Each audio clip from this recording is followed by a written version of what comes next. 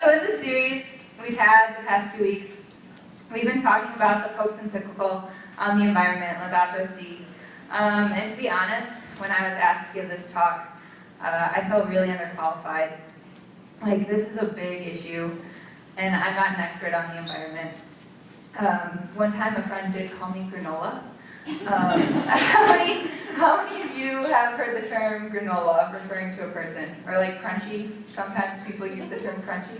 Okay, so for the purpose of this talk, I'm just going to define it for us really quick. And so I went to Urban Dictionary to get a great definition. So granola is a new-age, more civilized hippie who can usually be found journaling in a hammock in the middle of the forest wearing chacos, which are always ready to go on a hike or an adventure with a backpack and a Camelback water bottle. Sometimes has a dreadlock or two. Crunchy, an adjective used to describe a person who have adjusted or altered their lifestyle for environmental reasons. And maybe additionally, but not exclusively, vegetarians, vegans, conservationists, neo-hippies, tree huggers, nature enthusiasts. Okay, so for those of you who are thinking, Claire, what are you talking about? Granola is a breakfast food you put in your yogurt. Now you know it has another meaning. You can use it to describe a person. And you're definitely not alone if you didn't know what it meant. My friend Eugenia, when I got called granola, Eugenia's right up here, she was like, oh, are we calling people breakfast foods? Can I be a cinnamon roll? so you're not alone. But yeah, so when I was called granola, basically meant that I like the outdoors, not that I'm an environmental expert. But I reflected on this encyclical a lot, and I've talked to a lot of people, and I think I've come up with some really practical ways that we can apply it to our lives here as college students, and maybe we can all become a little more granola. So Thomas opened the series by talking about the meaning of the encyclical, Laudato Si. It literally translates to praise be to you. Praise be to God for how amazing creation is. Everything was made so perfectly, from the smallest little creatures to the immensities of the solar system and beyond. Like, did you guys know a caterpillar has 248 muscles in its head alone? Like, 248 different muscles in the teeny tiny head of a caterpillar. Like, that's how much detail God has put into creation. It's just insane. And when Thomas talked to us, he told us that we were created to care for and protect the earth. And he gave us this example of a man who was homeless. And this group came in and they built a house for him. And at first, he was so appreciative of this house. But over time, he became desensitized to the beauty, and it began to become dirty. And this house is kind of like how we've treated our earth. The Pope says, our earth, our home, is beginning to look more and more like an immense pile of filth. And when a home becomes dirty, not only is the man who lives in that home, the owner, affected, but all of his family and everybody else that he has to share it with is affected as well. And Ryan spoke to us last week about how our actions affect not only us, but all other people in the world and around us. He gave us this example of Custer, Paraguay, which is a city that's literally covered in trash because of the wastefulness of the culture that we live in. And this culture of being too preoccupied with our own wants and our own desires, and we forget about other people and how our actions affect them. It's everywhere on our campus. Just how Ryan talked about, sometimes walking across campus when we're literally surrounded by thousands of people can be the loneliest part of our day. And this is important because if we can't take the time to take out our headphones and talk to the people around us or just say hi, how are we going to care for the environment? So when I sat down to think about what I was going to talk about, how we can apply this to our everyday lives, I was kind of overwhelmed because I was like, what can I, as one person, do about this? Like, I'm aware creation is beautiful, and right now the way we're acting towards it, we're degrading it and the people who live on the earth. But how am I going to do anything about it? And I had a flashback to this really prominent moment in my life from about a year and a half ago. But I just want to give you a little background. If you know me, you know I love to travel. I love to travel to meet other people, to form relationships, to learn how to best communicate with and serve other people, and just to expand my worldview. And so in the past year and a half, I've traveled to a lot of places, but I've been on 3 international trips. I went to Nicaragua for a medical mission trip. I went to El Salvador with the Newman Center to visit our sister parish on an alternate spring break trip. And last fall, I spent 5 months studying abroad in Cape Town, South Africa, on a service learning trip. So all these trips I went on were service or learning based, and through these trips I had some really amazing experiences and met some awesome people. But my eyes have also really been open to my own privilege, as I've seen a lot of poverty and inequality that exists in the world. And so the specific moment that I was talking about, when I was thinking, what can I do? I was flashing back to a moment in El Salvador when I was traveling to visit our sister parish last spring break. And when we went to El Salvador, the first 3 days we were there was jam-packed with learning about the history of the country, which is not a very pretty history. We visited a memorial that held 30,000 names of innocent people who were killed during the Civil War. We walked inside a church where people trying to protest the war had to run to safety from soldiers trying to kill them, and we felt the actual bullet holes on the doors of the church where the soldiers had shot after them. We listened to the recording of Oscar Romero, who's an archbishop who was a symbol of hope and a voice for El Salvador. We listened to the actual recording of the shots that ended his life, and we stood in the spot where he was assassinated. And we walked through a neighborhood that was so full of poverty and gang violence that not only did the people have to worry about what they were going to eat that day or where they were going to sleep that night, but also where they could walk in the neighborhood for fear of ending up on the wrong side of the gang violence and being killed. And on top of all that, we learned that the U.S. played a major role in funding the government that had caused a lot of this violence. So after these 3 days of learning all the history of the country and experiencing all these things, the group of 20 of us who traveled there together, we were sitting in a room and we had reflections every night. And I was sitting in this reflection and people were answering questions and bouncing off, things that they had felt and experienced that day. And that entire night, I just didn't talk. I just sat there and I cried for like 2 hours straight. And I didn't know why I was crying. But I just felt like I had all this weight of all this poverty and inequality and violence sitting on my shoulders, and I didn't know what to do with it. And I couldn't articulate my feelings.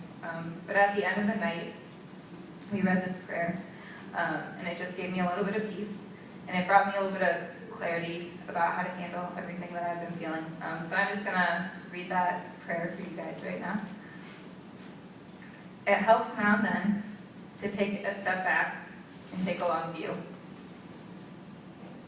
The kingdom is not only beyond our efforts, it is even beyond our vision. We accomplish in our lifetime only a tiny fraction of the magnificent enterprise that is God's work. Nothing we do is complete, which is a way of saying that the kingdom always lies beyond us. No statement says all that could be said. No prayer fully expresses our faith. No confession brings perfection. No pastoral visit brings wholeness. No program accomplishes the church's mission. No set of goals and objectives includes everything. This is what we are about. We plant the seeds that one day will grow. We water seeds already planted, knowing that they hold future promise. We lay foundations that will need further development. We provide yeast that produces far beyond our capabilities. We cannot do everything, and there is a sense of liberation in realizing that. This enables us to do something and to do it very well. It may be incomplete, but it is a beginning, a step along the way, an opportunity for the Lord's grace to enter and do the rest. We may never see the end results, but that is the difference between the master builder and the worker. We are workers, not master builders. Ministers, not messiahs. We are prophets of a future not our own. So it's not our job to do everything. It's our job to do small things and do them well, and from there God will step in and do the rest. We don't know the whole picture, but if we do our small part, God will take care of it. And it was crazy to me that after I realized this, and I realized I didn't have to carry all this weight on my shoulders, that in the next 3 days in El Salvador, God really showed this to be true. So the first 2 days, like I said, we were spending a lot of time learning about the history of the country, and then the rest of our time there, we got to actually go out and spend time with the people in our sister parish, and just live with them and experience life in El Salvador. And one of the things that we did, where I was really able to see that small things can make a big difference, is on one of the last days we were there, we got to meet up with some people from our sister parish and bring communion and the sign of peace to the sick, those who couldn't make it to Mass that day. So we split off into groups of like 3 or 4 with one parish member, and we went to people's homes and brought them communion. And the homes I visited, you're going to see some pictures here. One was this man who was really elderly, blind and sick, and he couldn't move from his room. But we were able to bring him the sign of peace and communion. It was a really cool experience. And then the next one, this man lived at the top of the hill, and he was paralyzed, and he had no family and not a lot of friends. And so he spent most of his day just sitting in his chair. But we were able to spend some time talking with him and getting to know him and bringing communion. And so bringing communion felt like something so small compared to the other conditions of their lives. But my hope was that in the moments that we were there, we were able to bring some peace, some comfort, some companionship, some hope. And that by being there and loving and being present, we were able to ease the burden of the illness and loneliness for just those moments. And I think in these little moments, when we can make someone feel seen and loved, we're taking care of God's creation. So bringing this back from El Salvador to what we can do here with our lives at Mizzou. God doesn't ask us to stop global warming by ourselves or eradicate poverty or loneliness. Jesus did say, drop everything and follow me. But he's calling each of us to do this in different ways. We don't have to literally drop everything and move to Custer, Paraguay, and pick up every piece of trash. Or sell all our belongings and spend all day in speaker circle preaching about the environment. Like, we don't need to do those things, and I don't think that's what we're being called to. We can do things that are practical for us and make small changes in our lives every day. So when I was thinking about how to apply this encyclical to our lives, I came up with 3 basic steps that I think each of us could take. One is to become more grateful and more aware of everything around us. The second is to realize that what we do has an impact. And the third is to do something about it, to make these actual changes in our lives. So at the first, becoming more grateful and aware of everything around us. The encyclical means praise be to you. But I think as college students, we don't take a lot of time to look around and be grateful for what's around us every day. You know, we have to-do lists and things, and we're always going, and we just don't take that time to look around. And when I was struggling with this, I had a friend give me a book it's a book called 1,000 Gifts by Anne Voskamp. It's an awesome book. I would highly recommend it. But it's just about being more grateful and present in everyday moments of our lives. And something that this book talks about is when God tells us who He is, He says, I am. Like, He doesn't say, I was or I will be. He says, I am. Like, I am here in the present moment if you take the time to see me. And I just want to read to you a quote from this book really quick. It says, the brave who focus on all things good and all things beautiful and all things true, even in the small, who give thanks for it and discover joy, even in the here and now. They are the change agents who bring fullest light to all the world. So when we become grateful and we see the world around us, we're going to become agents for change. And in our lives, I think there's so many ways that we can do this. So after reading this book, I started a gratefulness journal. So just like at the end of every day, I take a look back and I write down 5 to 10 things that I was grateful for that day. And it really helps me throughout the day, like, be present in those moments. Because sometimes, I'll just be like, oh, that was cool. Like, I want to write that down at the end of the day. But it's also just really great to reflect on everything. But that's what I do. But there are so many other ways that we could do this. Like, for you, it might be maybe in your morning routine, you always catch yourself being on automatic, and it's kind of a rough start to the day. So maybe it's for you waking up, and instead of checking your phone, praying, or reading the Bible, or going on a run to get yourself centered for the day, or doing meditation. Or maybe it's taking photographs throughout the day of things that you find beautiful and that you love, or deleting social media on your phone because you always find yourself looking down instead of paying attention to the things around you, or taking your headphones out when you walk around campus to notice the people that you're walking by. And I think once we start being more aware and more grateful, we're going to realize that what we do has an impact. And that was my second point. Realize what we do has an impact. And I think this is the hardest of the 3 things because it's so easy to go through our day-to-day without realizing the impact we're having. And I think this is because many times we don't get to see the results of our actions. Like, if we throw away a piece of trash, instead of recycling it, we don't physically see where that trash ends up, so it's easy to just be like, oh, that's no big deal, And when we look up and we decide to notice somebody on campus and say hi to a stranger, that moment just passes super quickly, and we don't even know if we had an effect on their day. We don't get to see the rest of it. But this just brings me back to a part in the prayer I read, and says, with each of our actions, we're just planting seeds. So just doing the little things that make the difference in the long run. Because God's kingdom is not only beyond our efforts, it's beyond our vision, and whatever we accomplish is only a small fraction of God's plan. But we need to remember that it does matter, even if we don't see the impact, because maybe that smile on campus turned that person's whole day or whole week or whole month around because they just needed something to make them feel not alone in that moment, and that I was it for them.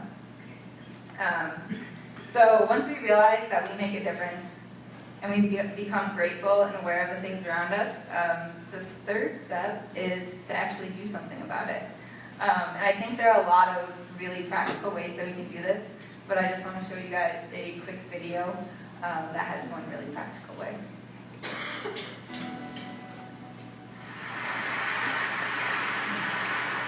$571,230,000 of paper towels are used by Americans every year.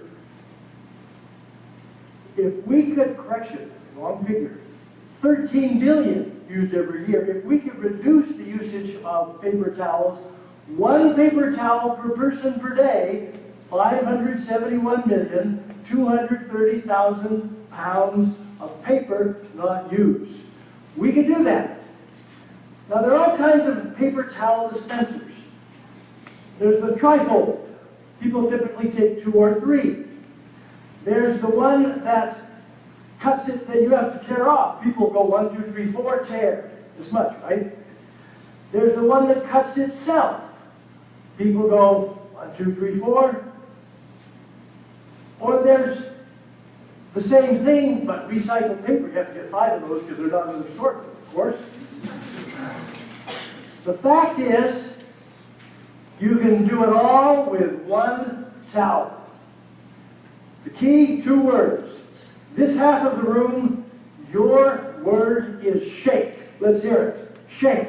Louder. Shake. Your word is fold. Again. Really loud.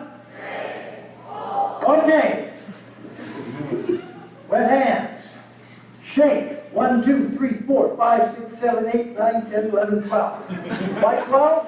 12 apostles, 12 tribes, 12 zodiac signs, 12 months. What I like the best? It's the biggest number with 1 syllable. Trifold. Fold. Dry. Yeah, so I saw that TED Talk a couple years ago when they had TED Talks here in Columbia, and I just thought it was just such a cool, simple way that we can make an adjustment in our lives that's going to have a big impact. And there are literally so many things like this that we can do, and it can be as small as only using 1 paper towel when we go to the bathroom, or it can be as big as starting a soup kitchen because we notice people are hungry in our community. Something that I want to emphasize, though, is that it's about doing the small things that you're passionate about, and that you're knowing the reasons behind why you're doing those things.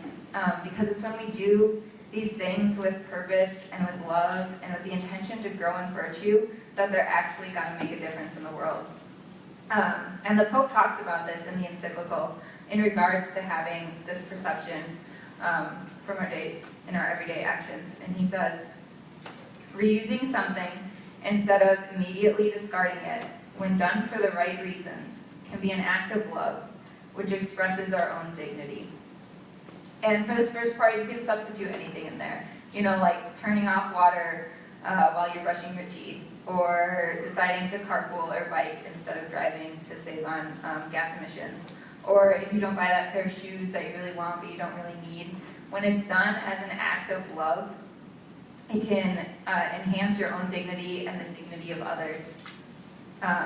When we think of things in this way, it can be so cool. Like, if you say in your life, you decide that, like, okay, I'm going to take shorter showers because that's good for the environment.